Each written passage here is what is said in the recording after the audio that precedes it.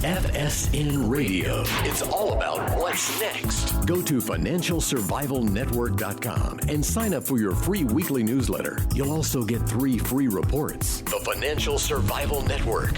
It's all about what's next.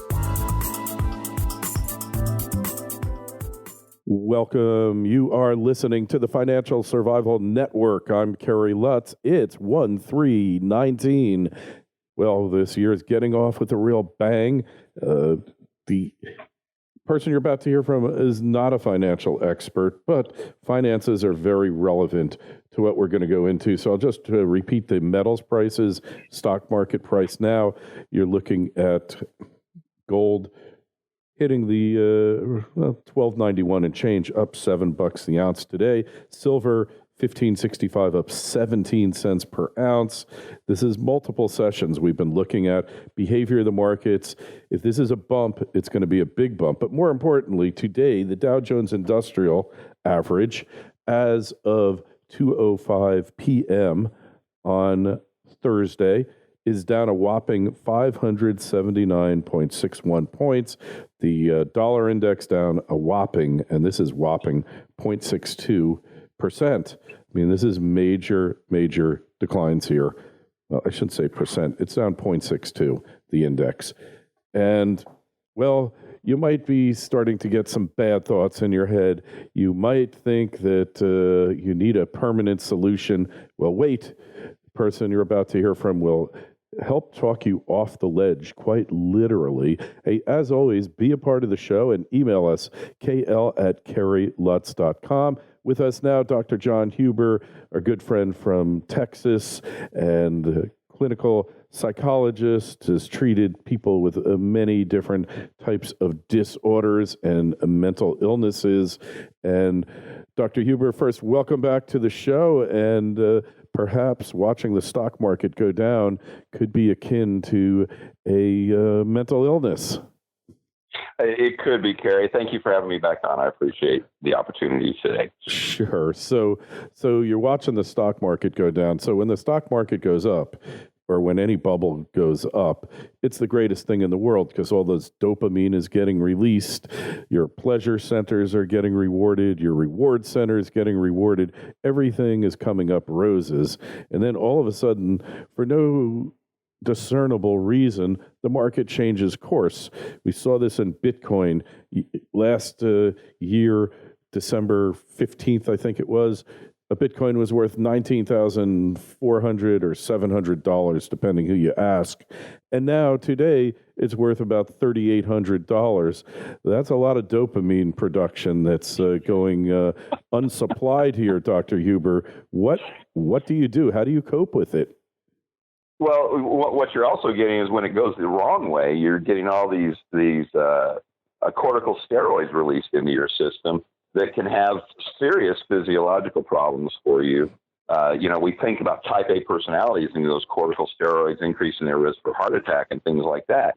But what you don't know is when the reverse is happening, the world's falling out behind you, those corticosteroids kick in, and they can actually start setting you up for things like diabetes, for immune system depression, set you up for vulnerability to illness that you might otherwise not even have an issue with at all. So there's a lot of physiological things that are going on. You wonder why now you're sick on top of the market dropping out.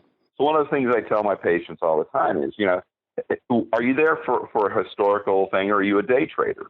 And if you're historical, you look at the history, how it's continually trended in the positive direction over time. That's what you're there for. So quit watching it every 15 minutes. Don't have those alerts go to your smartwatch. Don't have them go to your cell phone. If you've got to do it, set specific times. You do it first thing in the morning. You do it maybe around lunch, and then at the close. And that's it. In fact, I would recommend you only look at it 2 or 3 times a week if you're a long-term investor. You have, and any reasonable person, I think, would have a financial manager or some sort of a broker person who you trust. You should build a relationship with them. If you start having questions, pick up the phone or text them, email them, and say, hey, can you send me more information on this? Get educated. Just don't react with your emotions. That will defeat you every time and make you pull triggers too early, things like that. You have a game plan, stick with your game plan. It's hard to do when things look rocky, though. Yeah, it is very hard to do. I've been in that situation, and it's made me agitated and depressed. Not Yes. this time in particular, but back in the when the .com became the .bomb and blew up, and it's really tough to deal with it. And is there special counseling that you can get by going to somebody such as yourself? And Well, you know, you need to learn some stress management techniques. So general counseling, if you went to a therapist or a psychologist, and in some places maybe even a psychiatrist, usually psychiatrists are more about prescribing medication, but they have techniques to deal with stress in general. And once you start learning those, you can specially tune them to your own life situation. In fact, your therapist should be able to help you do that. That's why we call on them and use them. And I think it's important to see that kind of a person before you have the world drop out behind you. I think if you go meet those people when everything's going great, they help you kind of soften out the highs so you don't go buy that yacht, Yeah. And maybe you get a smaller fishing boat instead. And then you have some stuff to fall back on there. You didn't blow everything at the peak because it's a rocky road. And they will see you at your best, so they know what you need to be looking like, as opposed to when you walk in there and you're contemplating, hey, that window looks kind of appealing right now. You don't want them to only know that part of you, because then they're kind of guessing, when is he going to be at a good place? And they have their idea of what it is, but they've never seen you that way. So it really is beneficial to get to know some kind of support person, social worker, therapist, PhD psychologist, something like that, when things are going all right. And, maybe you just use them in general to work on your communication skills. And maybe you have employers or employees that you have a hard time working with. They can give you general advice that way. So it can be beneficial, but they know you when your world looks well. So when things start going bad, they know what you're trying to achieve as a person, not just this idea of, I want to be better, I don't want to be depressed. Yeah. So you have to really understand what's going on here, and not just be reactive, and not just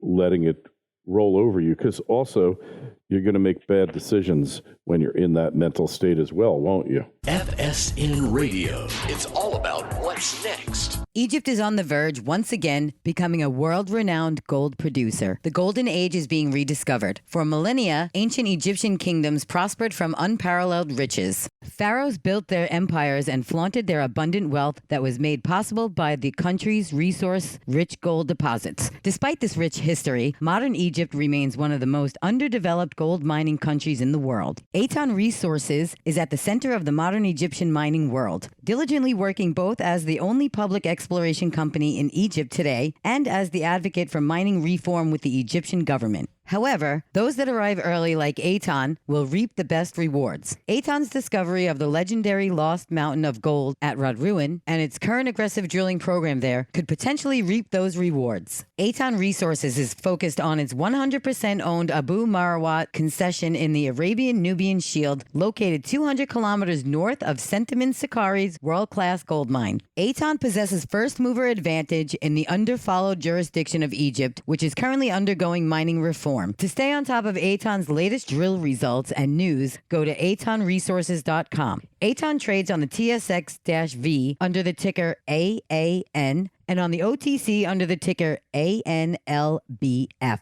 The Financial Survival Network. It's all about what's next.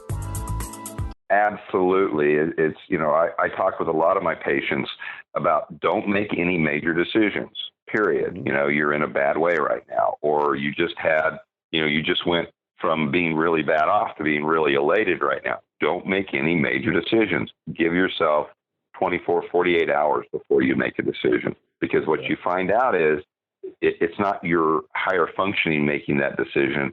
It's your emotions making that decision, because you are feeling better or you are feeling really bad and you're not thinking rationally. And it's really easy to get into that funk. And headlines do that to us. So one of the other things I say, turn off your news alert system. Okay. You have a broker or a financial manager.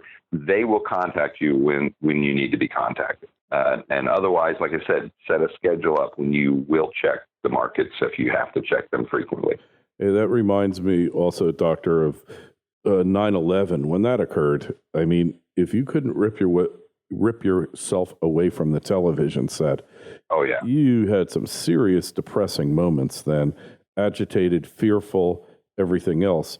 So coming to terms, I guess what we're really talking about, Doctor, is coming to terms with major external events of which you have little or no control over. And you have no control over those. So don't feel responsible as if you did have control over those. And, that event was very significant for me. I was living in Miami, Florida. There's a lot of connections with New York. Sure. And, all these public servants, police, fire department, EMS were going to New York and coming back. And I was working with their kids. And I lived for the weekend. And I would get on a sailboat and I would get out and anchor out off one of the keys starting Friday night and not come back Sunday night. But I turned off the radio, no television, nothing. I just went out there, laid in the sun, maybe swam a little bit here, had a snack, and just vegetated because I had to get away from it because it was 24/7. And then I was supposed to be helping people. So, sure. You have to learn to manage. Yes, it's very important. And it's very easy to lose perspective, especially at a 9/11 type event. At least the market might come back. My opinion right now, what's going on, profound changes in the market, but at some point it will come back because historically the market has gone higher for over 100 years now. We're looking at there could be long prolonged down periods if you're elderly and you've been in overly risky investments. Then you might never recover it, but otherwise you are probably going to be okay. So but these outside events. I was in California, Doctor, during the wildfires, and I was 3 miles or 2 miles as the crow flew away from Malibu. The fire is going on there, and I wasn't particularly scared about it because I didn't have a house there, and I could just get in the car and leave.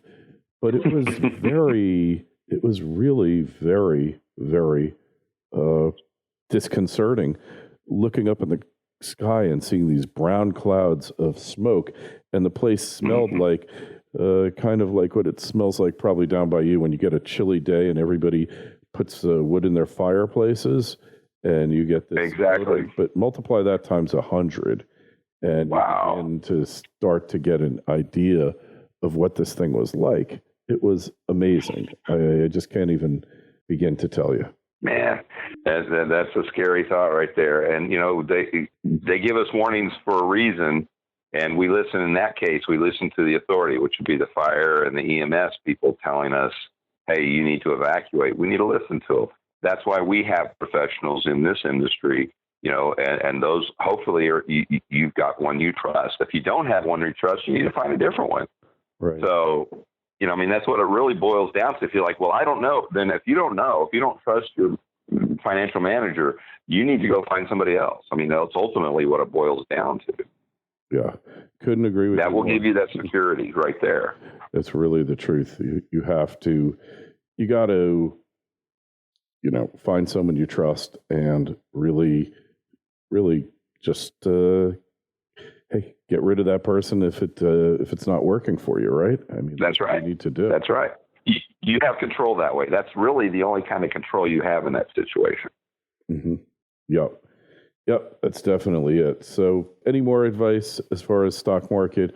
Like, should you be meditating? Is meditation a way of I think meditation works really well. But what I really want, and something we're not doing, is we need to get some exercise. Get out there, get your heart pumping, and do something that keeps you from being able to sit down and look at your phone, And so maybe pick up a basketball team, join an adult basketball league, or what I do is martial arts. I do 3 to 6 hours a week, and it's a Korean martial arts, so they instruct in Korean. So I have to not think about my day or I get knocked on my butt because I wasn't listening and I don't understand Korean well enough just to react like I do in English. So, yeah, I'm big on the exercise. I try to work out 3 hours a week and try to bike ride for another 4 or 5 hours when it's not summer out. And nothing will get rid of your stress like that, Dr. Huber. I mean, it really, I don't know if it releases endorphins. It does, and increases serotonin levels in your brain. Which leads to a enhanced feeling of well-being, correct? Exactly. And then, but the important thing is, too, you got to be getting some sunlight, okay? Because the sunlight works with our skin, and it makes vitamin D. Vitamin D. And yes. we can take a vitamin D supplement, but that really doesn't give us what we need. The vitamin D production leaves waste products in our bloodstream, and those waste products can actually enter our brain. And then our brain uses those waste products as building blocks for the serotonin, for the dopamine, for the norepinephrine. So if we don't have enough sunlight, even if our body's trying to make more serotonin, it doesn't have the stuff to make it with. Right. So daylight is important. And, you know, we've been in, you know, the winter time here, and I started feeling myself getting down. I've been going to a tanning bed because I don't have time to get out during work day. And I get that vitamin, and it's amazing. My wife's like, in a week afterwards, she goes, "Oh my God, you're in such a good mood." It's like, because I've got the building blocks again to make things work. Hey, what about the concept of massage therapy? Does that help with these moods? Does that help? My wife's a massage therapist, so I would tell you, yes, it does. In fact, all right, you're a little biased. I use a different massage therapist because, you know, obviously, I get tired of trading off cooking and going out to eat for massages. So you could do some therapy. You could do some therapy. I'm sure she could use it, right? Exactly. So we each have our own massage therapist. And I go weekly to my massage therapist. Sometimes I go twice a week if I'm having a rough week or if I've injured myself in working out. So I'm a firm believer in all of those: exercise, massage therapy, meditation, therapy. Eating right is important. Oh, for sure. Yeah, you have to eat well. It doesn't mean what they'd like you to believe. It doesn't necessarily mean organic food. It means a balanced meal where you get all the nutrients that you require. You know, maybe organic is better, although I don't want to get into the whole perversion of the law of organic foods. Yes. Because so then the whole thing now is more like locally produced, which is good. Then I agree with that. Yeah, and I've had good experience with locally produced food. It tastes better for sure. It travels less. It's not in a rail and they're car. accountable to you, their neighbor. Yeah, exactly. So you're keeping money in the community. A lot of benefits to it, but the whole thing comes down to a balanced meal and, you know, cutting down on those processed foods. They're horrible. There's no nutritional benefit to many of them. The junk. I mean, you know, you go into the supermarket, doctor, between the soda, the sweet juices, the snacks, the crackers, the pretzels, all that stuff, potato chips. I mean, it's okay to do it once in a while, but I think, hey, you're in bad physical condition, you eat junk food, and I think it just feeds on itself.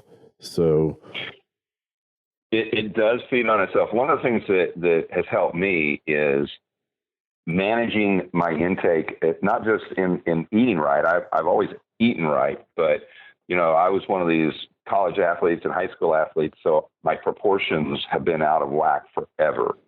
And, you know, and that's what I worked on this past year, is getting my proportions right. And I realized that when I eat till I'm happy, till I'm satiated, I become very lethargic the rest of the day until I start getting hungry again.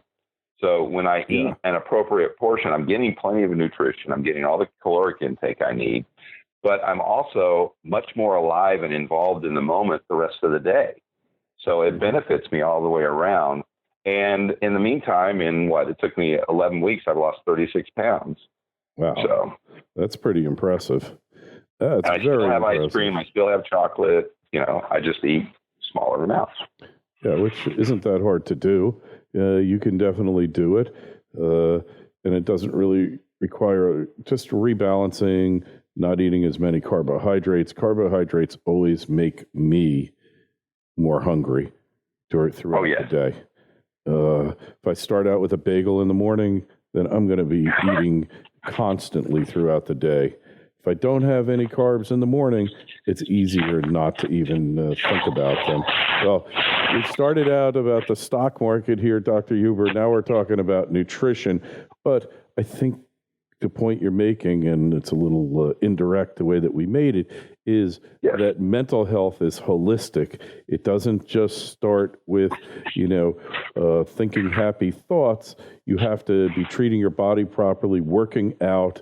Workouts are such an important thing because stress management stress is a killer. We've known this for decades now, and you can help manage the stress of uncertain financial markets, uncertain political times. If I'm really feeling stressed out, luckily the gym is right down the block from me. I just walk right over there. I hop on the treadmill for 10, 15 minutes, and then I do a lot of different exercises. I put in a full hour, and I won't say I've lost any weight because I've been eating like a pig this holiday season, but I haven't gained any either, and my muscle, good. And my BMI has definitely gone down because I've been powerlifting. So, but aside from all that, the workouts really, every book on managing stress tells you physical exercise. Doesn't matter what it is, but they tell you get up off your butt. Hey, I want to talk to you about a pet peeve of mine, by the way. Okay. This has been aggravating the hell out of me, and it's not necessarily psychological, but the delusion is somehow, if it has come into common folklore that if you have a standing desk, it's healthier than sitting at your desk. Now, I think this is complete and utter nonsense. I think it's sedentary lifestyle versus active lifestyle that really determines it. But, like I'm at my desk, I'm talking to you. After we're done, I'm going to go up, grab a glass of water. I'm going to walk around. I'll read some stuff. This standing desk thing has just gotten out of control. It has. I mean, what it's done is move some of the pressure from your lower back to your hips and then to your knees. And your ankles. When those start bothering you, you go back to sitting at your desk again. And all of a sudden the sitting goes back to you're sitting in an inappropriate chair too long and now lower back pain and shoulder pain. So it's a vicious cycle. You got to get the exercise. And it really is. This is all interrelated to how to deal with that stock market stress. It's balance. It's balance. Yeah. Hey, there's so many bad things that happen to you when you stand too much. This is worse than sitting. You got hemorrhoids. You got bad joint pain, especially if you're a little overweight. You got swelling of your joints. And I just don't see why it's so great. Now, I could see if you kind of alternate a little bit, standing up, sitting. And also, if you have meetings in your office and you want them to be quick and concise, there's no better way to do that than having a standing desk and making everybody stand in your office. They'll be out in 10 or 15 minutes. Don't have any chairs in there. Exactly. Worked for Donald Rumsfeld. He was the first one I ever heard of having a standing desk. And really? Yeah, he was the first one when he became defense secretary again. There was an article about it. But just as an anecdote, my friend was like, "Oh, a standing desk is great." And he went and he spent $5,000 getting a custom-built Amish desk. It was a gorgeous piece of furniture. It was magnificent. The finish, it was like, I don't even know. It was mahogany, some type of rare wood. I'll tell you what, I would have used it as a countertop, a high-top countertop to have food at. I thought that was the best use of it, but he seemed to think a standing desk was great, and he lasted less than a week, and he was back to his old workstation in the unhealthy chair, and it became a desk. It became an appointment, an office appointment, pushed off in a corner of his office. Oh no! It was great, but standing desks, they aren't going to make you feel happier, are they? No, they're not going to make you feel. It's just like winning the lottery doesn't really make you feel after that first 12 months. If you were depressed before, you're going to be depressed again. Now you just have a lot more money to be depressed with. Yeah, well, you know what they say, Doctor. Money can't buy happiness, but it'll do till the real thing comes along. So, well, I look at it as a multiplier. Once if you're not happy with yourself, all the money in the world is maybe initially going to make you feel better, but you'll go back to being not happy, and now that money is a multiplier. So now you're dealing with taxes, and you're having to deal with this, and it makes your problems seem much more intense. But if you're happy, it makes your happiness much more intense. That's such a great point. It really is. It's really true. Hey, if we want to read more of your work, find out about you on the web, where do we go? Well, you can go to the main website is mainstreammentalhealth.org, and that's kind of long, so we've got a shorter version of it. You can go to drpsycho.org. That's DRPSYCHO. All right. .org. Excellent. And hopefully you people out there listening, hopefully the market will start going up, so you'll be able to ignore all this for now. But if it doesn't, you got to try something else, because what you're doing now isn't working. Hey, be a part of the show and email us, kl@kerrylutz.com. If you are watching, listening on YouTube, then please subscribe, like, and share. If you're listening on your conventional podcast channel, please share the show if you like it. It really helps us get the message out, helps us put things in perspective, and helps get you the information that you need to survive, not just survive, but actually thrive in this new economy, because 2019 is the year of the new economy. Dr. Huber, always a pleasure. Best wishes to you for the coming year. We'll talk to you again real soon. Thank you so much, Kerry. You have an amazing year. FSN Radio. It's all about what's next. Go to financialsurvivalnetwork.com and sign up for your free weekly newsletter. You'll also get 3 free reports. The Financial Survival Network. It's all about what's next.